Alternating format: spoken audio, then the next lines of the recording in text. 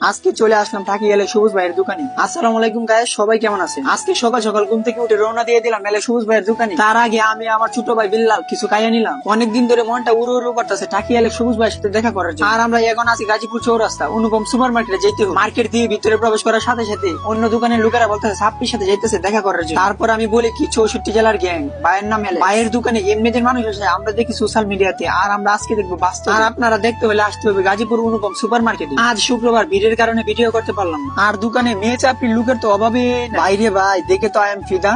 তারা 3 ভাইয়ের সাথে একদিনে দেখা কোনোভাবে কল্পনাও করতে পারি। জুতা কিনছি না দেখা ভিডিও করতে পারলাম, করতে চাই না ভিডিও। একই জেলার মানুষ বলে কি অন্য দিন। যাই হোক, তোমার মধ্যে কি আছে তা জানি না, তোমার ভিডিও খালি বারবার চোখের সামনে। অ্যালেক্স অনলাইন জগতে গিয়ে মাস শেষে প্রায় 8 থেকে 10 লাখ টাকা ইনকাম করে থাকে। এক সময় সে খাইতে পাইছে না ভাত, আর এখন সে কোটিপতি। আগে ছিল একজন সেলিব্রিটি, আর এখন তারা 3 ভাই সেলিব্রিটি। অ্যালেক্স দোকানের পরিবেশটা অন্যান্য দোকানের চেয়ে মাশাআল্লাহ। আর যাই হোক, ভাই আছে বলে আমাদের কিশোরগঞ্জ শহর দেখতে আসি, অন্য অন্য জেলা থেকে আসে হাওড়ের প্রকৃতি। আমাদের মাঝে হাওড়ের এরকম ভিডিও দিয়ে যান আর বুক ভরা ভালোবাসা নিয়ে যান। সবাই ভালো থাকবেন, আল্লাহ হাফেজ।